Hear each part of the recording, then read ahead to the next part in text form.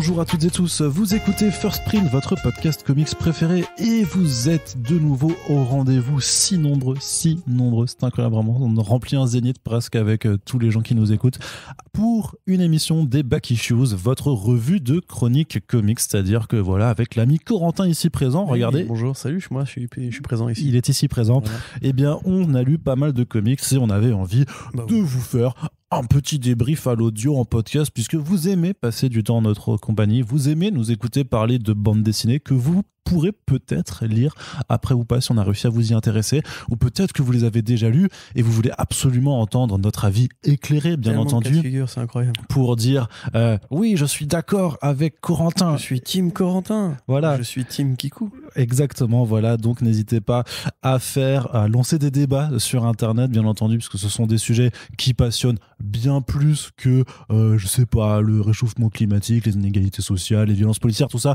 On s'en branle.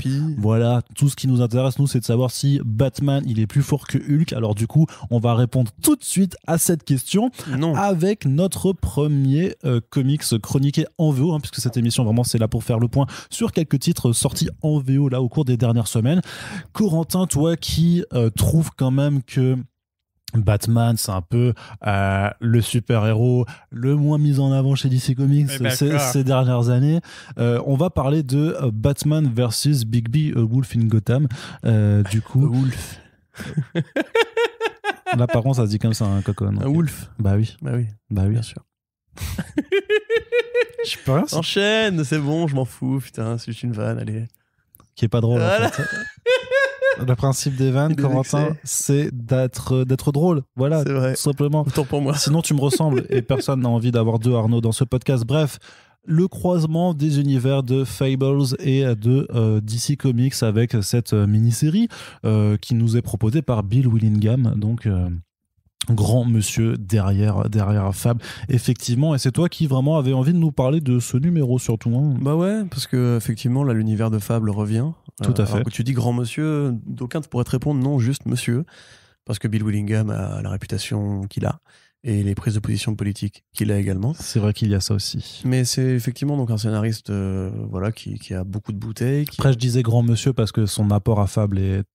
Évidemment, bien sûr, puis la série Fable est un indispensable de Vertigo, même si son statut est aujourd'hui beaucoup remis en question à l'aune justement des critiques adressées à son scénariste. Mais c'est vrai que voilà, moi je vais pas cracher dans la soupe. Avant de connaître Bill Willingham et voilà, j'aime Fable en fait, simplement, j'aime bien l'univers de Fable. J'ai eu du mal grosso modo à terminer Fable parce qu'en plus c'est un univers qui a été beaucoup développé avec l'effet Rust, les différents volumes, romans graphiques séparés, etc. Jack of Fables aussi. Enfin, c'est déjà en fait une petite franchise au sein de l'appareil Vertigo. Enfin, ouais, un vrai univers donc qui en fait partait du principe en fait que les personnages des contes de fées et des légendes en fait se sont réfugiés dans une partie de New York. Déjà ils existent. Enfin ils existent. Univers voilà. qui est un peu le Imagination Land de South Park, on va dire. Voilà, ils ont été chassés. Voilà, après une guerre avec l'adversaire, qui est donc un personnage qui n'est pas identifié au début. On peut spoiler qui est l'adversaire? Non, on spoil pas qui est l'adversaire.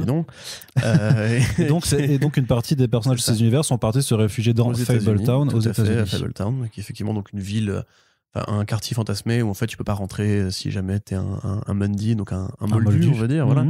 Je sais pas comment ça traduit ça en français, un mondain, je sais pas. Bref. Tout ça pour dire que effectivement, donc cet univers-là a été beaucoup développé. Il y a eu 150 numéros, plutôt 149 numéros et un roman graphique, des spin-offs, une continuité, des jeux vidéo avec les Wolf Among Us, une très bonne série. Wolf Among Us, une très bonne série de Telltale Game, ainsi que voilà, on dit que Fable aurait justement avec ce synopsis-là inspiré des séries comme voilà.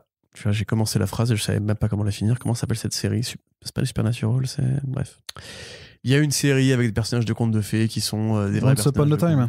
Voilà, peut-être. Non, c'est ça. Du tout. C'est Once Upon a Time. Ouais. Mais après, bon, Willingham n'a rien inventé. Je veux dire, Shrek, c'était déjà ça. Il y a plein de trucs comme ça où on fait des crossovers. Je suis quasiment certain que Fab a démarré avant Shrek, non?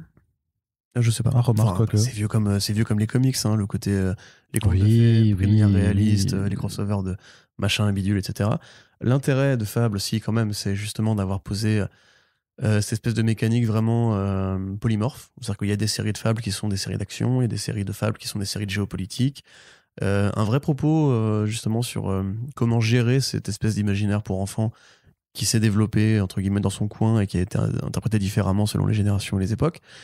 Voilà, on suit généralement Blanche-Neige qui gère un petit peu d'une poignée de fer la communauté de Fabletown, pardon. Alors, sache que Shrek est antérieur au premier numéro de Fable. Ah bah voilà. Bah, les gens sont ravis de le savoir. Oui, c'est les anecdotes croustillantes de frères. On suit aussi donc le prince charmant, qui est un personnage pareil qui a beaucoup d'épaisseur au fur et à mesure de la série, et Bigby Wolf. Donc Bigby, en fait c'est Bigby, c'est Big Bad Wolf, donc le grand méchant loup, tout simplement. Du petit chaperon rouge.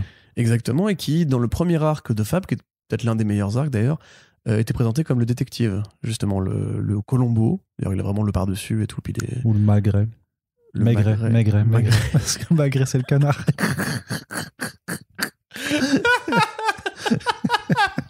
T'imagines l'inspecteur Magret. Pourquoi tu m'interromps pour dire des conneries comme ça? Parce que ça fait rire les gens. Bon, donc l'inspecteur Magret de Canard, effectivement, de l'univers de Fable. Et c'était justement un arc qui démarrait très bien parce que c'était vraiment un whodunit. Tu vois, c'était une enquête avec, à la fin, on réunit tous les suspects potentiels et il fait sa grande démonstration et tout. Ouais. Et des gens ont beaucoup aimé justement. À la Hercule Poirot, quoi. Exactement. Voilà, Hercule Poirot, Magret. On est toujours dans le registre alimentaire. Détective culinaire. Et donc, en fait, les gens ont beaucoup aimé cette version, justement, de Bigby, qui après va beaucoup changer, va de plus devenir une sorte de bras armé de la mythologie Fabletown, qui va beaucoup travailler, on va dire, avec Blanche-Neige. Et parce que c'est le grand méchant loup, c'est l'un des plus puissants. Parce que c'est le monstre le plus puissant des contes occidentaux, on va dire. Donc voilà, il avait envie, entre guillemets, après de travailler sur d'autres enquêtes avec Bigby. Quelque part, la série du Wolf Among Us, d'ailleurs, parle bien de ça, parce que c'est encore une fois, on rend Bigby à son rôle de détective. Et là, donc, le croisement part, j'imagine, de l'idée que Bigby détective va croiser l'autre grand détective de la franchise, enfin de l'univers Warner, on va dire, qui est Batman. Et voilà, alors après, Bill Willingham, qui est quand même beaucoup connu pour Fables, a fait d'autres trucs de super-héros.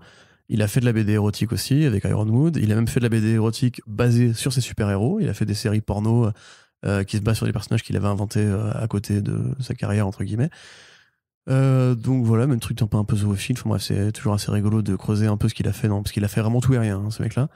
Mais donc là, il revient par la grande porte, puisque DC Comics veut relancer l'univers de Fables, comme ils ont relancé l'univers de Sandman récemment. Donc c'est toujours ce côté, on capitalise sur les grands succès de Vertigo, parce que on a conscience que ça pourrait être des franchises en BD, et voire même beaucoup plus à terme. Il n'y a toujours pas de film ou de série Fables qui a été annoncé, mais ça a longtemps été en discussion, et je pense que le projet a une valeur, a un intérêt. Le fait est qu'il y a eu Once Upon a Time, peut-être aussi... Mais les gens peut-être commencent à oublier, et puis tu vois, il y a toujours un intérêt de façon à relancer ce truc-là. Hein. Parce que c'est pas le principe de Fables qui est intéressant, c'est vraiment l'écriture et la façon dont ça change justement de ce côté, les contes apparaissent dans la vraie vie. Donc à voir. Et là, on va dire que c'est très particulier. C'est-à-dire que c'est un petit peu comme quand Garcenis avait récupéré Batman récemment pour Reptilian. C'est le point de vue d'un Anglais qui vient de l'indépendant sur Batman. Donc il y a beaucoup de gags un peu sarcastiques sur le côté je suis Batman, j'ai toujours raison. Je suis Batman, les flics m'aiment pas, mais les flics m'aiment bien, mais machin, etc. Le commissaire Gordon qui a l'air un peu au bout de sa vie. Il me fait penser un peu fait penser au commissaire Gordon de la série Harley Quinn. En mode non, ça va pas là. En fait, la Gotham est corrompue, j'en ai marre, tu vois. Donc voilà, qui assiste à Gotham City à l'apparition d'une sorte de série de meurtres causés par un grand loup. Donc, voilà, évidemment, c'est Bigby, probablement, on sait pas, remarque. Et donc voilà, bon, c'est à peu près le synopsis au départ. C'est complètement pas Bigby, je pense. Hein, mais... On verra. On voit très peu Bigby dans le numéro. On le voit vraiment qu'à la toute fin pour une situation très classique dans les comics qui est le fight then team up. C'est-à-dire qu'en grosso modo, ils se croisent, ils vont se taper dessus, puis beaucoup plus tard, j'imagine, en l'occurrence que c'est pas encore résolu dans le premier numéro, réaliser qu'ils ont des intérêts communs et faire enquête ensemble. Voilà, assez classique, on connaît. Donc voilà, c'est pas inintéressant comme démarrage, je trouve. C'est assez bien écrit, c'est plutôt... Ça prend bien son temps, je trouve, en fait, pour poser alors vraiment plus la partie Batman. Si tout le monde connaît Batman, tout le monde connaît cet univers, je trouve que ça prend assez son temps pour poser cette vision, en fait, de Willingham sur Batman. Qui est très généreuse en termes de Robin, qui a un point de vue plus coloré, en fait, voilà, qui est même une sorte de poche d'univers assez originale. Hein, et puis surtout le découpe. Enfin, je trouve qu'artistiquement, donc c'est Brian Level qui dessine. Je trouve qu'en termes de découpage, il y a plein d'idées super chouettes de vraiment dessiner les cases, de changer les angles de vue, tout ça. Je suis d'accord avec toi. Par contre, la colo et l'ancrage, je trouve, rendent un aspect cartoonique qui me va pas. Déjà, Bigby avec les yeux bleus, moi, ça m'agace. Même voilà, il y a très peu de choses. Très beau gosse et assez jeune. Très peu de choses qui agacent Corentin quand même. Donc, il y a beaucoup de trucs qui m'agacent. Notamment tes blagues. Ou quand tu m'interromps pour dire ça. Ouais. Donc... c'est dommage qu'on doit faire des podcasts ensemble quand même. C'est vrai que c'est un peu con. C'est vrai qu'on ça fait un an. Non, mais au niveau graphique, je trouve que c'est intéressant, encore une fois, mais enfin, l'aspect un peu différent, un peu varié justement du Batman habituel me plaît. C'est pas un Batman qui est noir, par exemple. C'est un Batman qui est vraiment un costume beaucoup plus bleu, plus violacé, plus gris aussi. Et effectivement, ce que met c'est un peu à l'ancienne, à l'époque Neil Adams et tout ça. Complètement, c'est un peu la Brave and the Bold, quoi. Ouais. Et ce que met Billy Willingham dedans par rapport à ses propres réflexions et son esprit un peu plus rentre dedans sur Batman, c'est plutôt cool.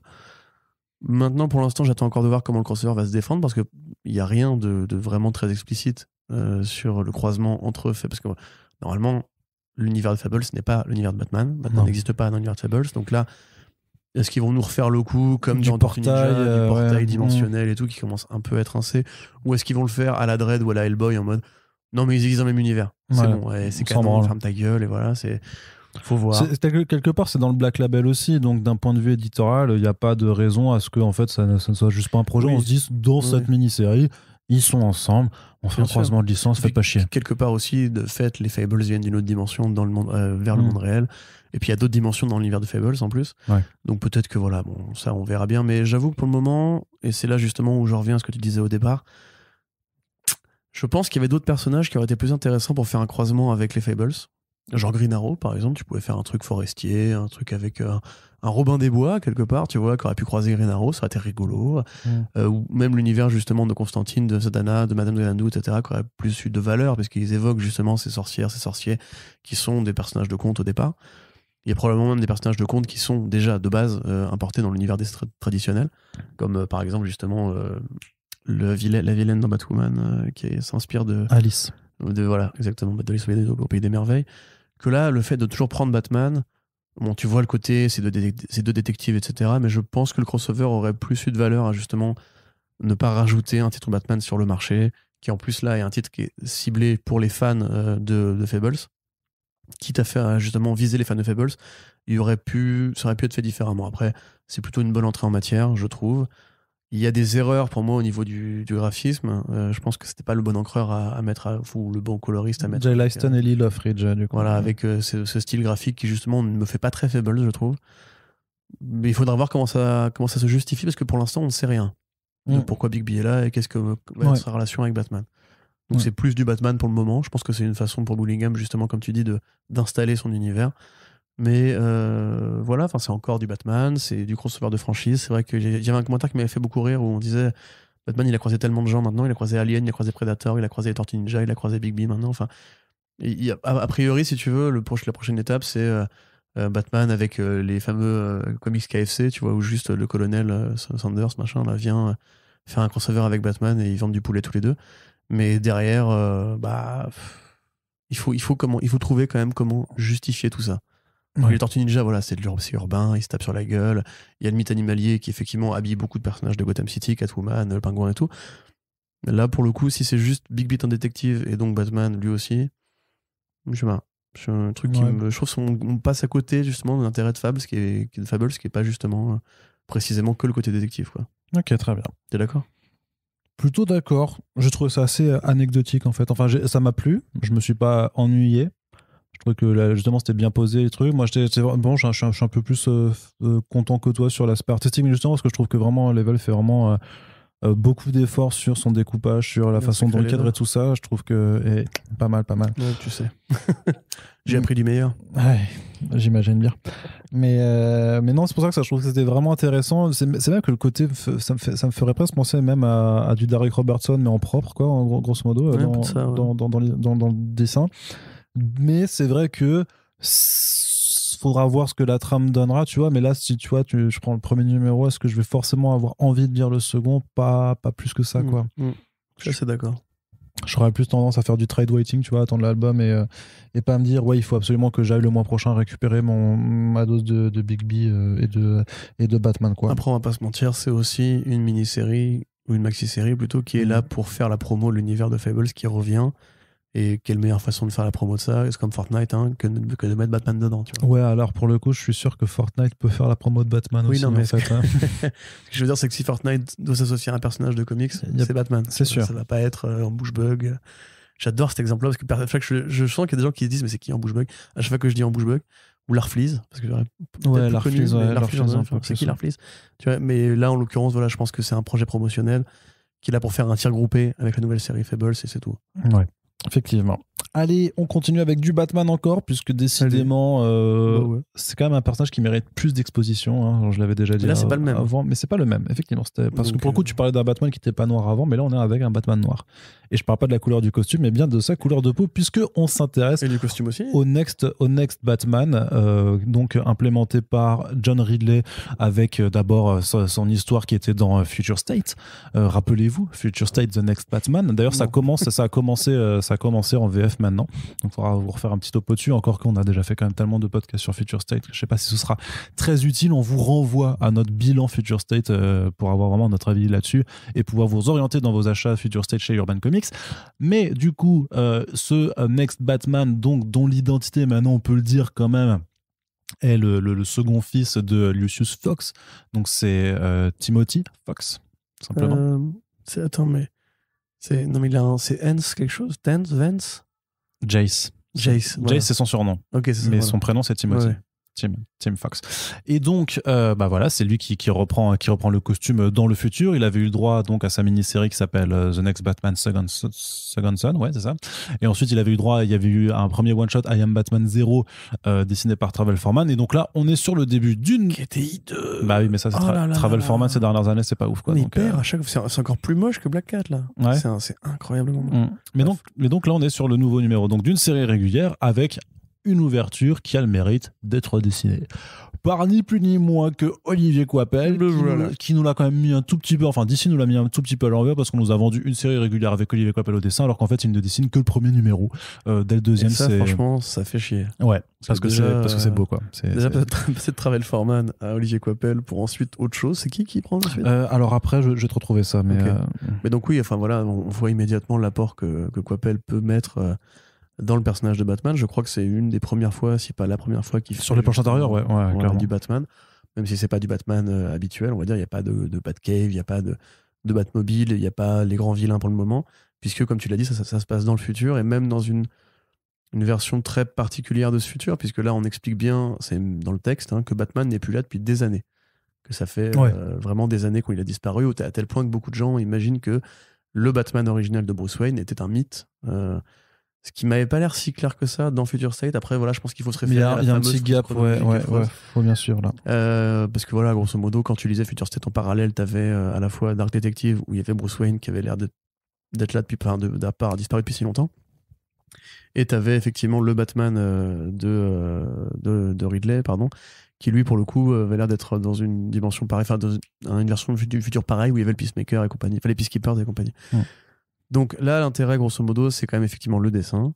C'est aussi de poser un regard neuf sur Batman, puisque les conceptions de ce personnage-là... Ouais, puis, et d'un mec qui est toujours en train d'apprendre en fait à être Batman aussi, qui est là vraiment en disant en fait, parce que c'est vraiment un premier numéro du genre qu'est-ce que tu essayes de faire quand t'as le costume et que tu essaies d'être Batman, t'essayes de faire ce concept de sauver une personne à la fois, et c'est vraiment ça, quoi. C'est Batman, il prend sa moto, il part dans la ville, puis à un moment il y a il croise un affreux chauffard et il pète la vitre à coups de... C'est vrai qu'il est un peu brutal, quoi, mais voilà, c'est vraiment, il n'y a pas de super vilain ou en couleur de ça, parce que de toute façon dans le Future State, dans cet état futur, de toute façon tous les masques techniquement ont été interdit, donc c'est pas justement un Batman qui va aller affronter des vilains super colorés, mais justement les vilains de tous les jours, quoi. C'est-à-dire ce monsieur qui effectivement manque de vous renverser parce qu'il grille un feu rouge, cette madame qui vous double dans la file pour la boulangerie, et ce genre de choses là, quoi. Tu vois, vraiment bâtard mur la gueule, les vilains du monde réel, vraiment, ceux qui ne se lavent pas les mains en sortant des toilettes dans un bar par exemple, et qui te laissent ou alors genre tu l'as jamais fait, toi? Bah non, jamais, c'est dégueulasse. Mais mec, c'est dégueulasse. Après t'as étudié les germes et toutes ces conneries là, donc... Mais oui, non, mais c'est dégoûtant. Ouais, des fois t'es bourré, t'oublies, enfin ça va.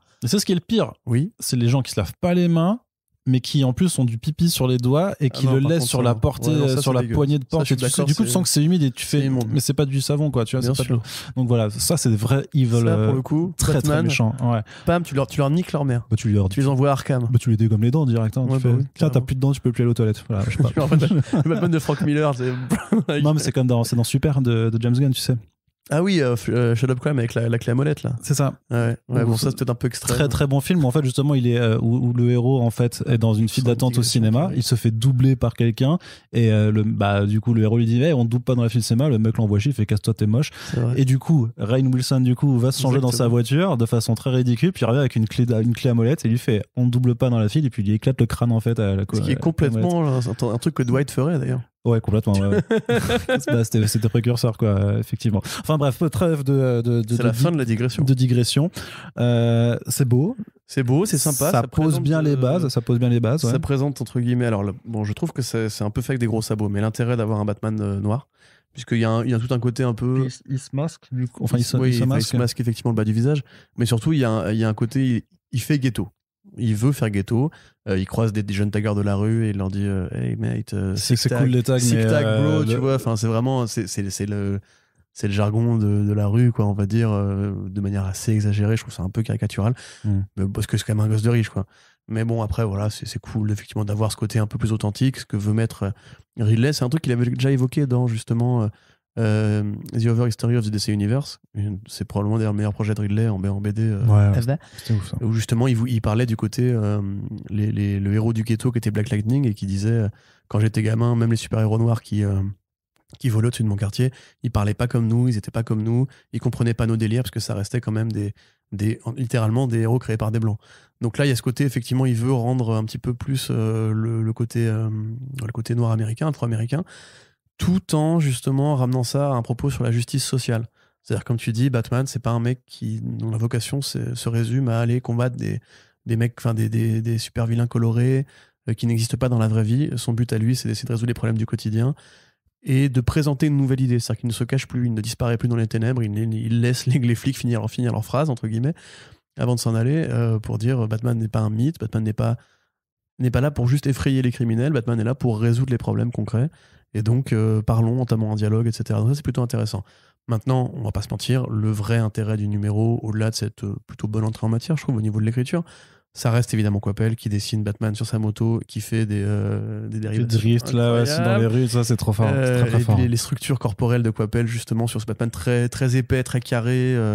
Quand il dégaine ses petites matraques télescopiques, là aussi, tu vois le geste, tu sens vraiment le mouvement et tout ça, c'est super fort. Quoi. À la limite, c'est badass. Le micro-reproche, c'est toujours une fois le futur, c'est violet, parce qu'il faut toujours le côté Blade Runner, etc. Mais bon, ça, on s'en fout. En vérité, c'est très beau. En vérité, je vous le dis. Et ça me fait d'autant plus chier qu'il ne fasse pas la suite. Tu m'as retrouvé du coup Steven Segovia, ouais. Steven Segovia. C'est pas mal, Steven Segovia. Mais c'est pas Coppel, quoi. C'est pas Coppel. J'aurais bien aimé un petit roman graphique avec Coppel sur Batman. Mais en tout cas, voilà, c'est plutôt cool. Et pour l'instant, je trouve que c'est ce qui sort de mieux de ce truc de Jace Fox. Parce que, mine de rien, à mon sens, c'était bien de le faire. C'était intéressant.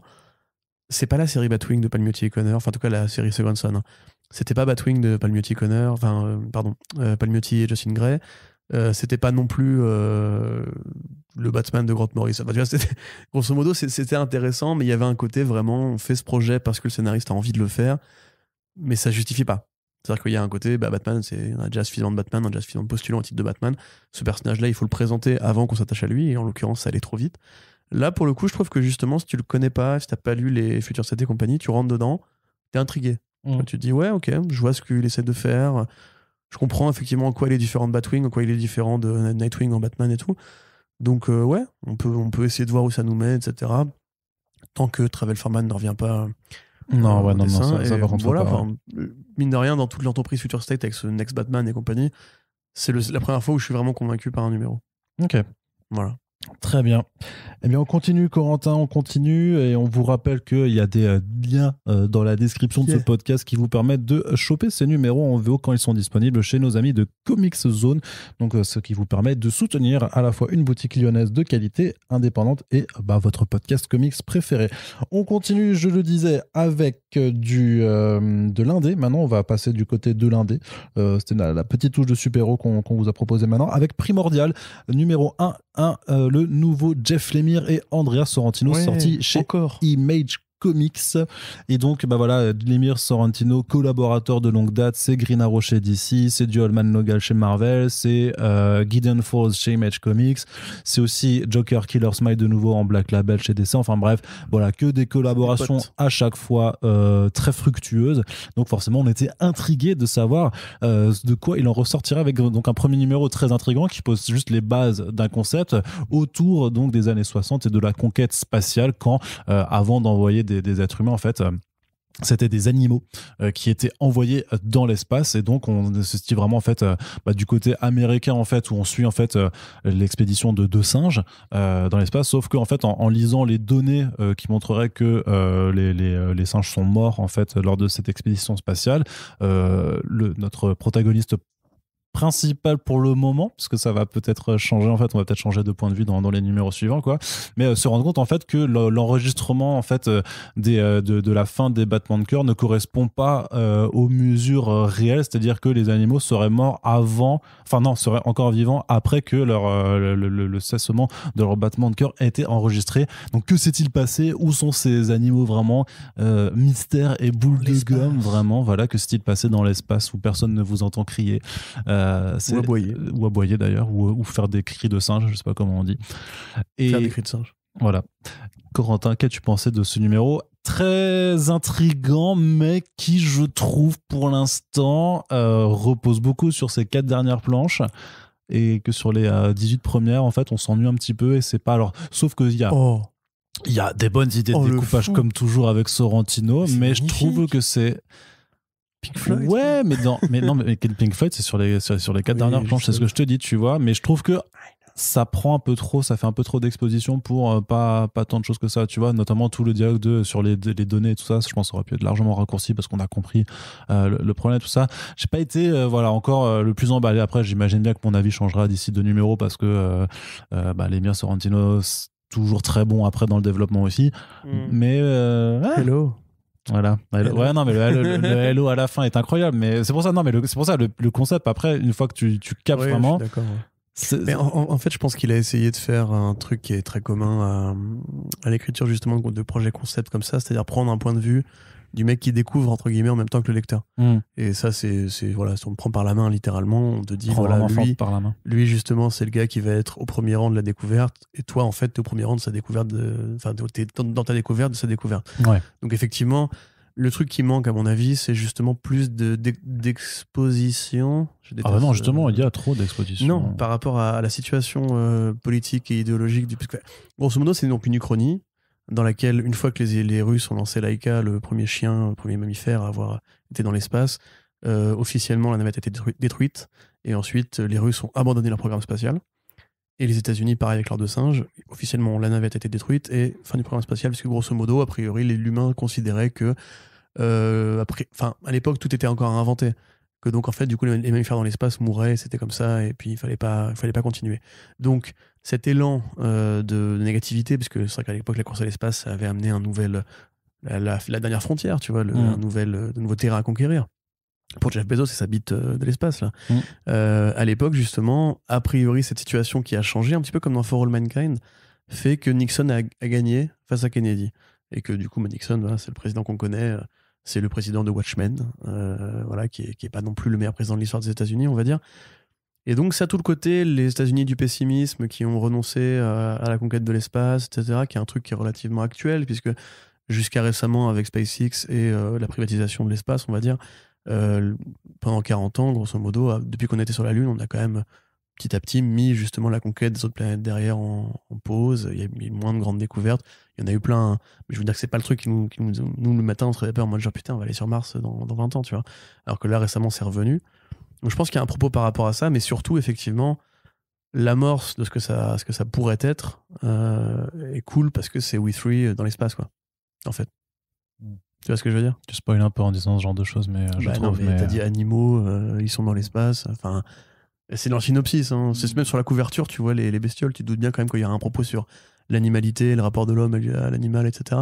Je ne dirais pas ce qui se passe, bien entendu, mais ça m'a vraiment envoyé des ondes de We3, moi personnellement, avec justement un truc un peu plus 2001 l'Odyssée de l'espace, avec des animaux. Ouais. Donc ça, c'est pour le coup assez cool. Je trouve ça rigolo de voir justement Jeff Lemire s'éparpiller. Il n'y a pas de... Il n'y a pas de bébé, il n'y a pas de papa, il n'y a pas de famille, il n'y a pas de maman. Pour l'instant, après, ça fait plaisir, voilà. Par rapport à ce qu'on disait dans le dernier Back Issue, justement, sur Facebook, là, effectivement, on n'est pas sur le... après, quelque part, c'est aussi un peu le cas avec Gideon Falls aussi, qui sortait, qui était dans l'horreur et il y avait des thématiques qui lui étaient propres, mais qui n'étaient pas non plus sur la famille directement sensu stricto. Donc là, c'est vrai que c'est très, très cool de le revoir... sur quelque chose qui est vraiment très, très déconnecté en fait du Lemire-verse habituel. Ouais, complètement. Puis il y a ce côté un peu The Thing, je trouve, dans ces scènes d'ambiance qui apparemment t'ont ennuyé, où tu sais, t'as le côté on cache une sorte de secret dans l'aérospatiale, tous les humains ont l'air de s'en battre les couilles sauf le héros. T'as ce rapport effectivement entre la vie dans l'espace et qui prend des formes, on va dire, plus... Voilà. Tout le côté un peu guerre froide aussi, un peu paranoïaque, ça j'aime bien quand même, inquiétance, etc.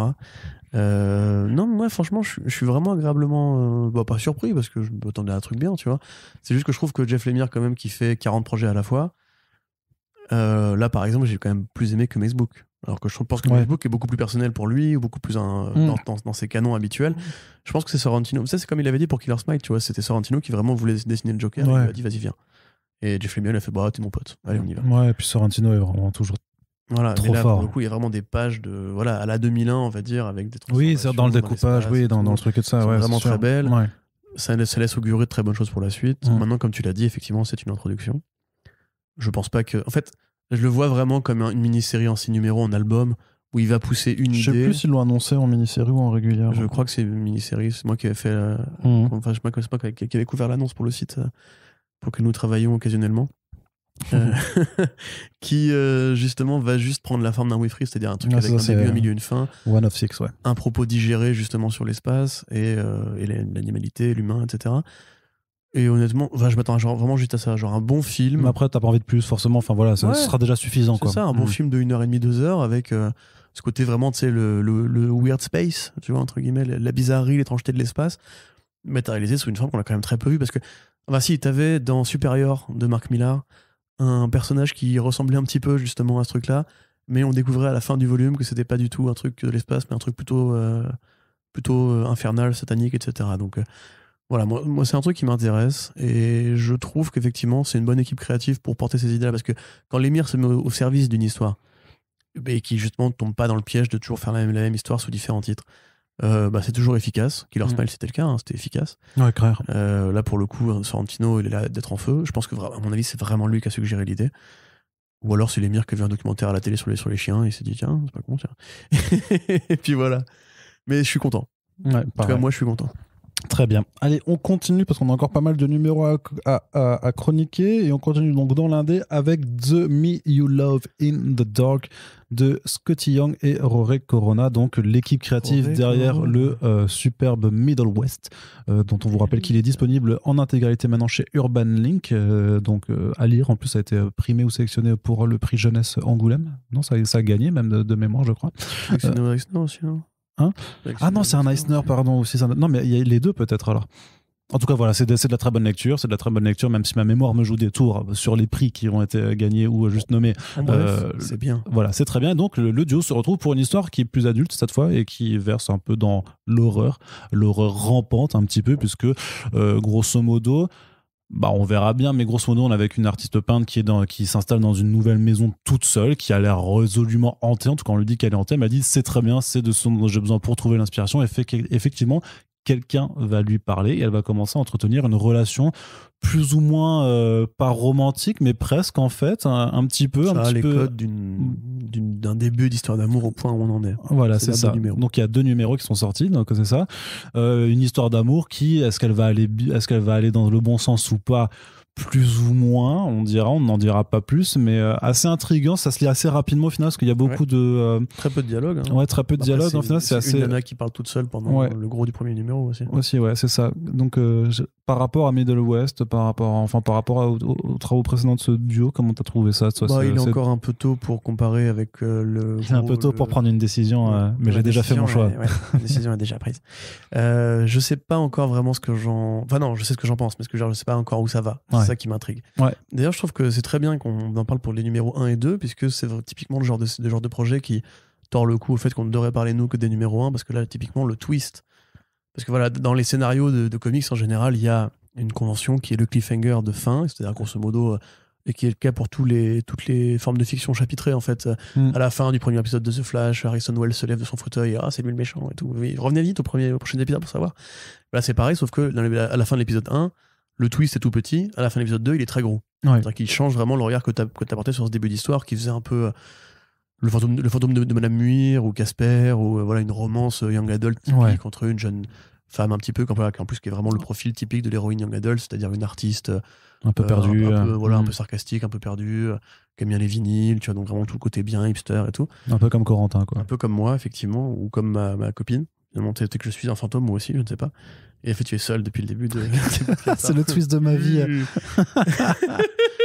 Ça fait 7 ans que je fais des podcasts tout seul. Mais avec un mec que je fais des podcasts tout seul et que je suis ventriloque, en fait. Tu vois, c'est c'est pour ça que des fois, la voix fluctue. Du coup. Belle performance, pas mal. Cool. Mais t'es fort.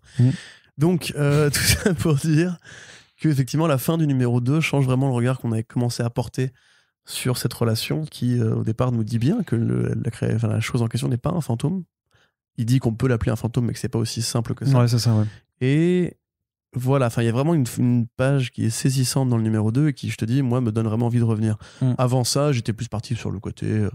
oui, romance, la vie après la mort, les vieilles maisons, etc. Blablabla, l'ésotérisme, la poésie macabre, le spleen, Baudelaire, tout ça, quoi. Hein. Quel rapport avec Baudelaire? tout un rapport avec Baudelaire. Il a écrit sur les fantômes Il a écrit le spleen, ça me suffit. Ouais, ok, d'accord. Donc, donc tout ça pour dire... Donc oui, effectivement, je pense, alors, ce que disait, voilà, je vais renouveler avec ça. Ce que disait Scotty Young, c'est qu'il avait justement fait cette espèce de démarche, lui aussi, de louer une baraque pour trouver la nouvelle idée de BD qu'il voulait faire avec Corona après Middle West. Donc il a fait cette expérience, je loue une maison hantée façon American Horror Story ou la maison de Beetlejuice.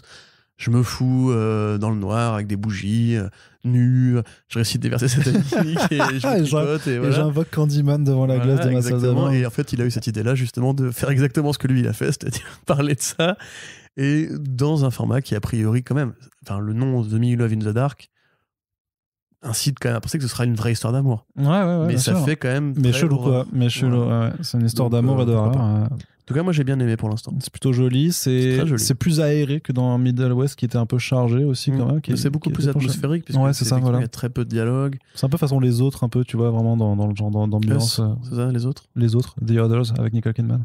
Tu vois ce que je veux dire? Tu l'as pas vu? Non. Ah bah pour une fois, c'est moi qui peux faire. Ouais, pas mal. Après, en niveau film d'horreur, je pense que tu me couches. Ouais, je te passe par-dessus la troisième corde, mais vas-y. Mais voilà, vraiment. C'était bien, quoi. C'était sympa. Ce genre d'ambiance très pas axée sur la solitude, sur quelque chose d'assez pesant, et au final c'est vrai que la présence est plus ou moins inquiétante, parce que forcément tu te projettes un peu à la place du personnage et tu dis quand même, effectivement, si je suis seul, tu te parles à tout seul, bien sûr, quand tu es seul, tout le monde le fait, tu le fais aussi, bien sûr, voilà. Et je te dis, là t'es seul, je n'existe pas. Et le jour, voilà, non mais le jour on te répond, comment tu réagis, et donc c'est assez marrant de voir, de pouvoir un peu se projeter dans la réaction de ce personnage, et de voir comment elle interagit avec cette présence. Et bien entendu, effectivement, c'est sûr que le deuxième numéro aborde un tournant, donc forcément, qu'on ne peut pas vous spoiler, mais on espère en tout cas que ça vous intrigue, parce qu'il y a quelque chose à creuser. Justement, c'est vraiment quelque chose qui est assez important, et je pense que ça justifie largement d'aller chercher ces deux numéros qui t'attendent un petit peu, au pire qui baissent de prix sur Comixology. Vous savez, les prix baissent au bout de 2 mois, je crois, après la mise en ligne, si vous lisez au format numérique. Et puis sinon, il y a les liens. Prends ton temps. Comic Zone, quoi. T'as une pointe d'accélération là. Oui, pardon. On continue, Corentin. D'ailleurs, j'ai eu des soutiens pour mon Cataclope. Mais non. Si. Ah si. Franchement, n'écoutez plus ces podcasts. Ah bah désolé. C'est Pataclope. Non, rien à voir. Allez, on continue avec un autre titre plutôt intéressant, qui est de l'indé, mais qui s'intéresse à du super-héros, qui s'appelle Frontiersman. Ah, c'était top. J'ai bien aimé. C'est grave bien, hein, Frontiersman. C'est Patrick Dillon. Patrick Clindon. C'est comme Patrick Klingon, mais pas dans Star Trek. C'est pas Patrick Vulcain. Donc c'est Patrick Kindlon, j'imagine que ça se prononce comme ça, avec Marco Ferrari au dessin. Donc bien entendu, les bagnoles, tout ça, on va faire la blague. Les blagues s'écrivent toutes seules à partir de là. C'est ça. Ma vie est un script. Dans une Ferrari. Je crois que le script de ma vie, c'est une blague carambar beaucoup trop longue. Oui, c'est possible. Ouais. C'est possible. Et donc c'est chez Image aussi, toujours. Exactement, c'est super bien. Et c'est voilà. Et donc de quoi ça parle? Ça parle d'un héros un peu à la Davy Crockett, on va dire, d'un trappeur en fait, qui est un peu l'apparence d'un trappeur. Franchement, en vrai, c'est Green Arrow si Oliver c'est aussi Green Arrow aussi. Fan de Davy Crockett et pas s'il avait été canadien. Et oui, très canadien qui vivait dans la forêt. Mais tu peux être fan de Davy Crockett sans être canadien. Tout à fait, c'est vrai. Les Crockett. Mais du coup, voilà, donc cet héros qui est à la retraite, en tout cas, ce héros qui est à la retraite, et qui donc vadrouille dans la forêt en butant quelques robots qu'un ancien ennemi lui a envoyé à ses trousses et qui restent encore, voilà, qui sont encore parfois en activité, on ne sait pas pourquoi. Et puis un jour, il y a quelqu'un qui vient le voir et qui lui dit j'ai besoin de toi, mais pas forcément pour faire du super-héroïne, aller taper des gens et tout ça, mais pour être en fait un peu la mascotte d'une campagne, d'une nouvelle campagne de sensibilisation à l'environnement. Contre l'abattage des séquoias géants.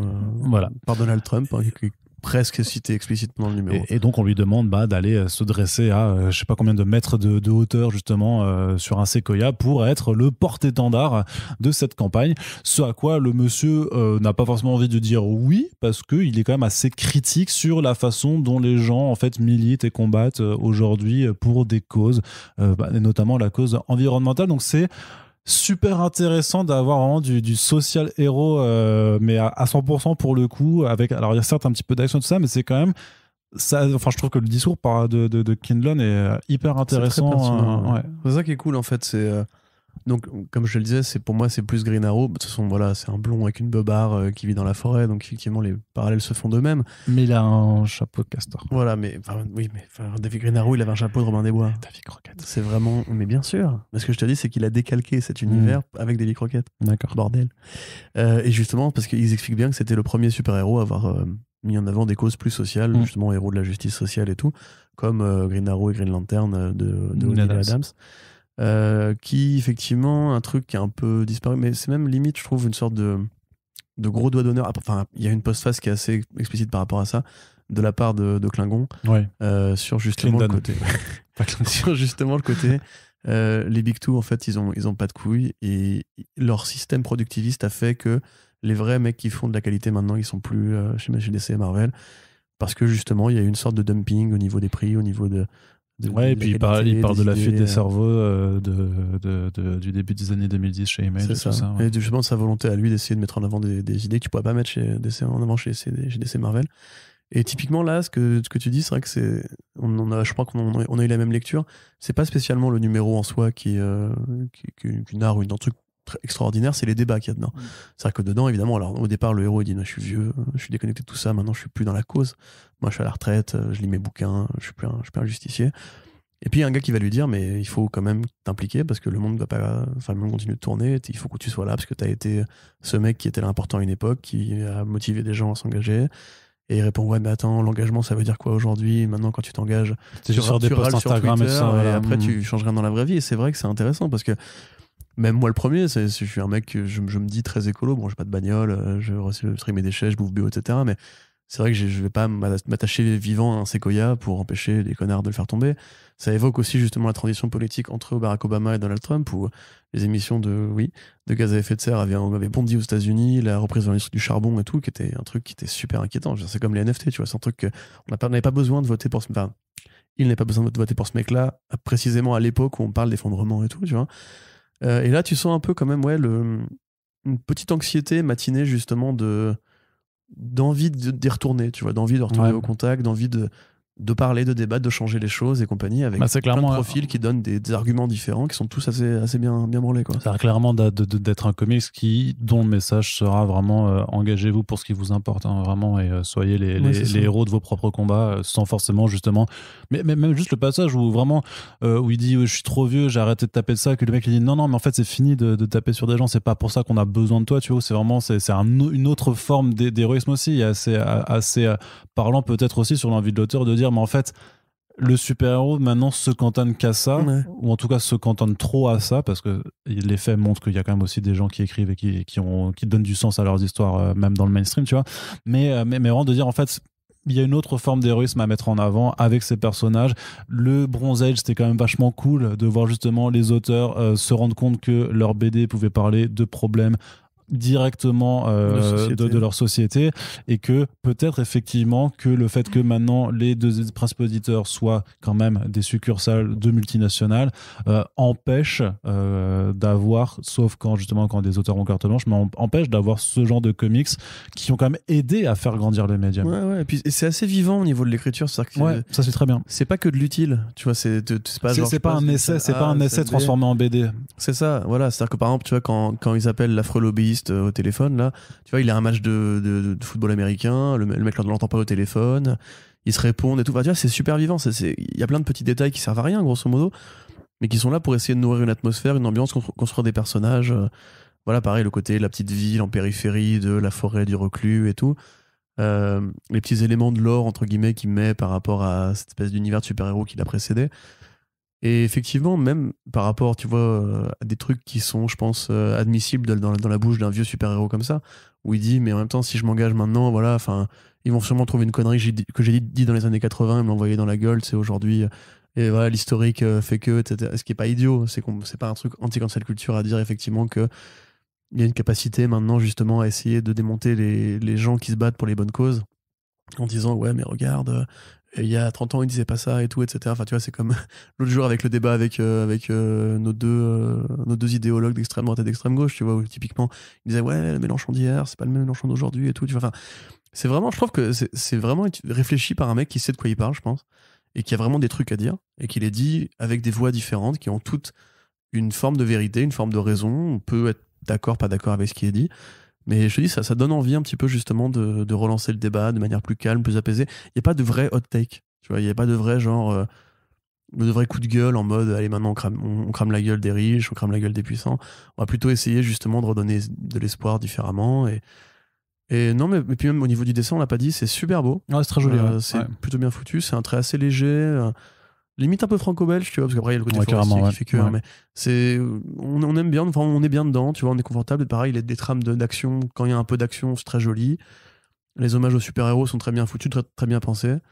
Donc ouais, non, moi j'ai vraiment bien kiffé pour le coup. Je trouve que c'est une très bonne découverte. Hein, c'est un peu le Green Arrow Returns ou le Old Man Green Arrow dont j'espérais, quoi. Que j'espérais, pardon. Ouais, complètement. Et du coup, en fait, c'est vrai que le duo avait déjà fait un autre titre qui s'appelle Concrete avant. Et je pense qu'il faudrait qu'on aille regarder ce que c'était leur précédente collaboration. Parce que voilà, si c'est du même acabit, c'est quand même vachement plutôt cool. On continue toujours chez Image Comics avec l'un des titres majeurs de cette année, peut-être, certainement, la réunion de Hayden Blackman et J.H. Williams 3, donc le formidable duo qu'on avait pu suivre sur Batwoman avant les New 52 et qui avait quitté ensuite la série pour cause d'importants différends créatifs avec la maison d'édition. Et donc, pour cause d'homophobie aussi. Enfin, c'était pas pour cause de refuser un mariage gay qui était dans le scénario au départ et qui ne Disney n'a pas voulu publier. Voilà. Sous prétexte qu'ils ne voulaient pas que les héros se marient, tout simplement. Bien sûr. Ce qui a quand même été le cas pendant 5 ans avant le Rebirth. On a inventé Damian Wayne. Là, il n'y a pas eu de censure particulière. Étonnant. Il n'y avait pas de mariage. On pouvait vendre des figurines de Damian Wayne, tu vois. Il n'y avait pas de mariage. Non, mais il y avait un bébé. C'est vrai. Mais tu peux faire des bébés sans mariage. Tu peux faire des bébés sans mariage. Oui, a priori, ça change plus la vie de Batman que de se marier pour Batman. Bref, Corentin, tout ça pour dire que les deux, en fait, compères ont un projet en gestation depuis 15 ans et qu'ils voient enfin le jour. Ça s'appelle Ecolands. C'est grosso modo une jeune femme qui s'appelle Hope, qui est le petit chaperon rouge, en tout cas qui a un chaperon rouge, qui se balade dans un univers fait de créatures, de magie, de technologie, de différents imaginaires, tous réunis, et elle vole en fait un joyau au wizard, au sorcier qui est le régent de cet univers, le régent tyrannique bien entendu, et donc se retrouve être poursuivi par toute une horde de méchants, dont la fille du wizard. Ou la fille ou sa création. Voilà. Et donc, il y a 2 numéros qui sont sortis, et ça a la particularité d'être imprimé en fait au format paysage en fait. Et d'ailleurs, c'est même pas juste une page de comics normale qui est juste tournée, parce que c'est vraiment un format étendu. C'est plus grand qu'à l'italienne, on va dire. Ouais, enfin, c'est plus large qu'à l'italienne, justement. Voilà. Et donc, ça permet d'avoir sur la quasi-intégralité du numéro, sauf sur la page 1, forcément, qui n'est qu'une demi-page techniquement, mais voilà, d'avoir des très très très très longues séquences narratives sur lesquelles Williams 3 se fait ultra plaisir aussi pour trouver des éléments qui permettent de faire des séparations aussi, pour pas non plus que ce soit illisible.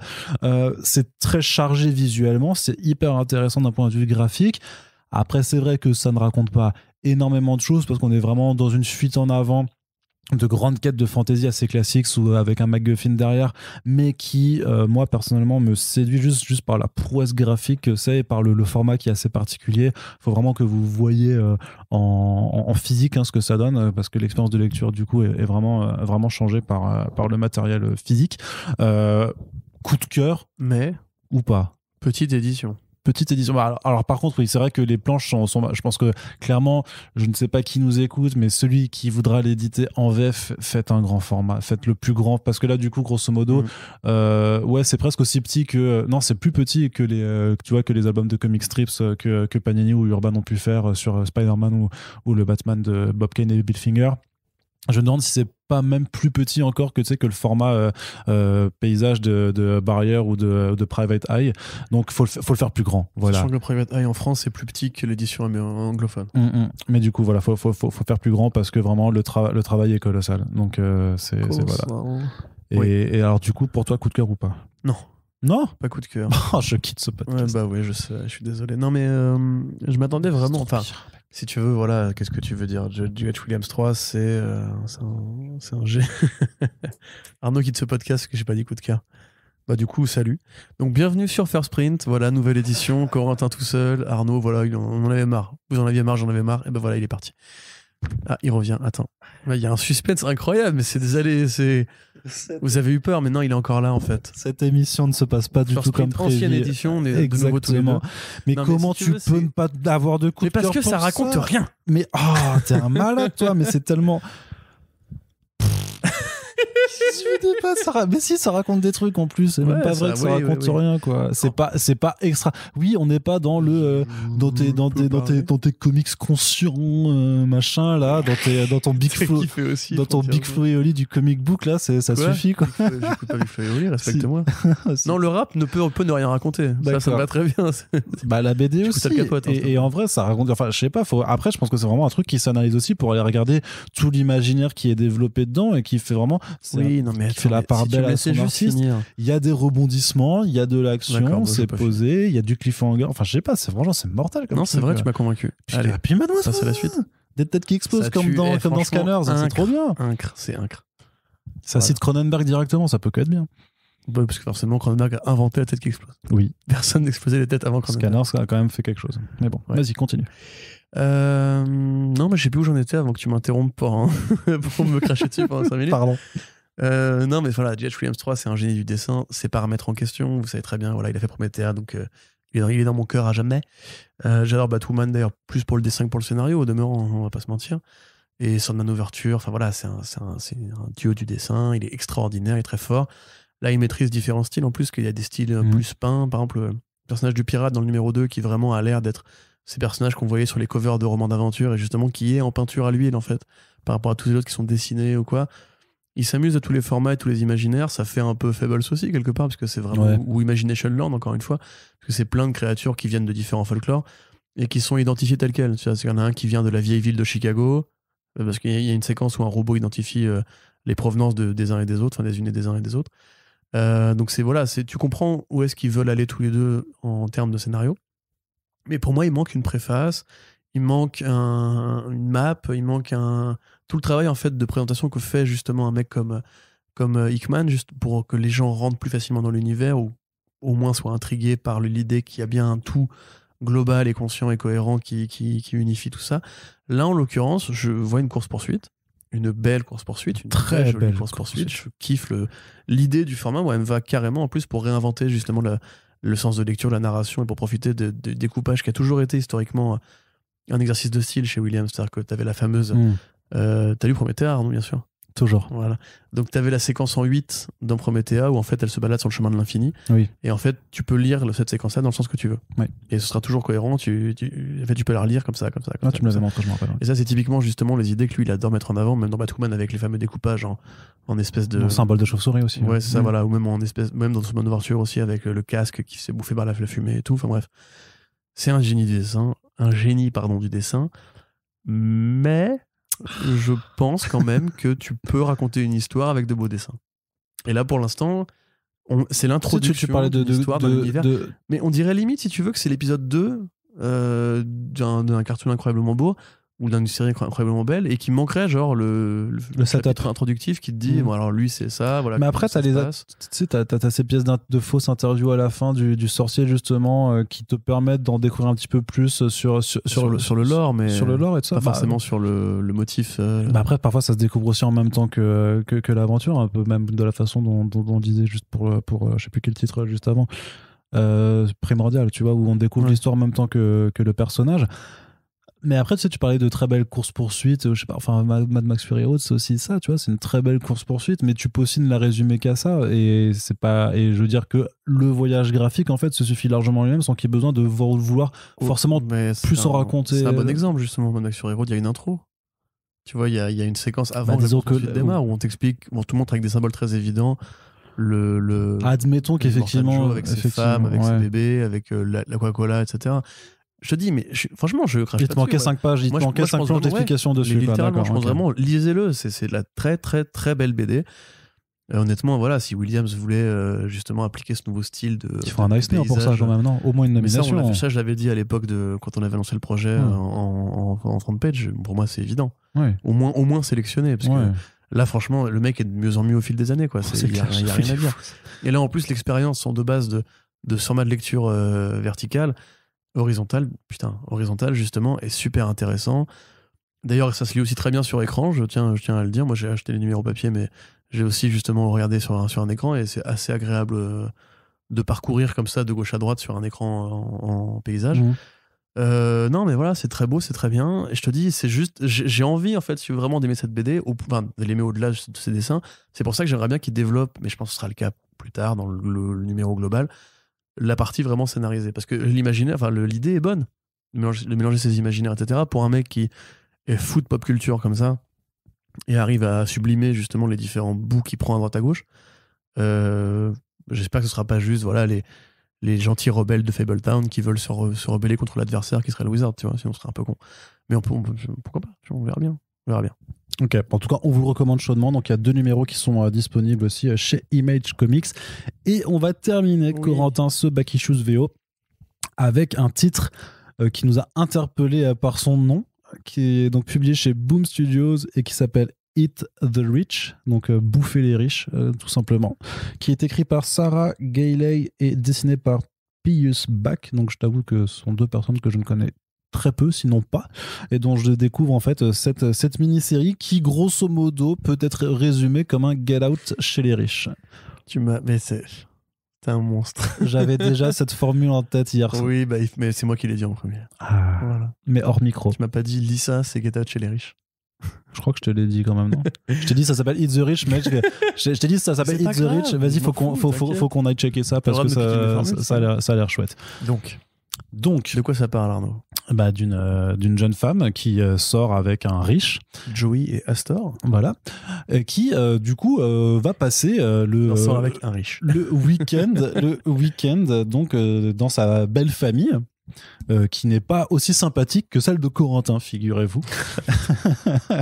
Et donc, Joey qui voilà, vient d'une famille plus modeste, en fait, est complètement terrifié en fait à l'idée de passer tout un week-end, plusieurs jours en fait, parce que c'est une grande réunion, une grande fête familiale, enfin où d'ailleurs il n'y a pas que de la famille qui est invitée, mais vraiment tout le gratin en fait, tout le clan, des gros riches là, des gros plein de fric dégueulasses là, foirés de riches qui sont là, salauds. La violence, c'est les riches. C'est ça. Et donc complètement perturbé, terrifié à l'idée de pas avoir, voilà, de pas être assez bien habillé, de pas avoir les bonnes manières, de pas avoir les codes, tout simplement. Et du coup, si on parle de Get Out, c'est parce qu'effectivement, ça vire un petit peu vers l'horreur, puisque Joey va être témoin de quelque chose d'assez crade, on va dire.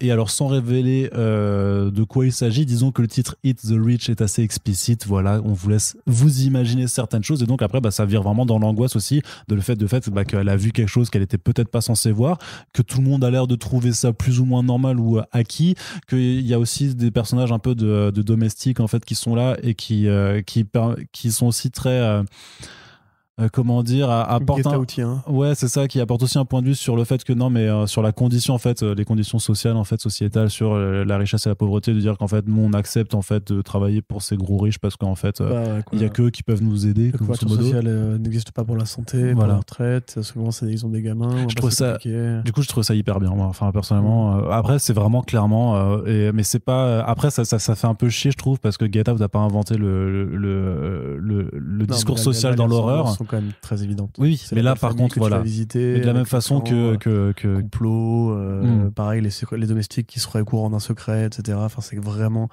il y a des grosses ressemblances, mais ça raconte pas la même chose. Pas du tout. Get Out parle de racisme, là ça parle plutôt d'inégalité sociale.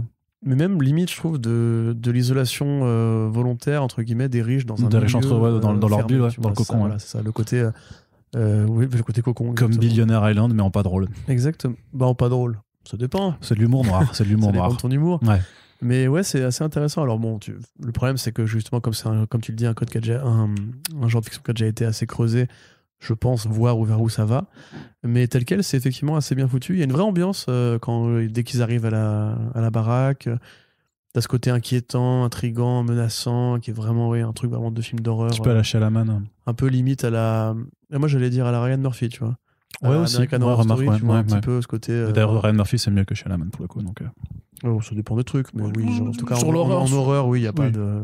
Parce que il est quand même vachement en dentier, Ryan Murphy. Hein. Un projet est bien, l'autre moins bien. On n'est pas là pour Ryan Murphy. Non. Pourquoi tu me lances sur Ryan Murphy? Mais je t'ai pas lancé Ryan Murphy. J'ai dit le nom Ryan Murphy. Vous vous rappelez, à chaque podcast, il essaie de parler de Ryan Murphy. C'est quand même incroyable. J'aime bien Ryan Murphy. C'est vrai. Mais donc, il y a ce côté Ryan Murphy au sens où, justement, comme la maison dans la première saison d'American Horror Story, comme l'endroit du cirque, etc., il y a un lieu clos où tout le monde a l'air de connaître un secret, sauf le protagoniste principal, la et donc le lecteur aussi, ou la lectrice. Voilà. Il y a effectivement ce côté les riches sont des salauds, mais pas que, c'est aussi des monstres. Moi ça me plaît, moi. Bah forcément. Ça me plaît, ça. Un bon comics de gauchias. Je trouve qu'il pourrait aller plus loin, tu vois, encore. Mais ça peut aller plus loin. Je veux dire, déjà, la couverture du numéro 2 est quand même plutôt chouette, parce qu'elle est limite plus graphique que ce qui, pour l'instant, est dans les planches intérieures, mais tout. Mais je trouve en plus, t'as une bonne montée de l'attention, quoi. Enfin, et Joey est ultra.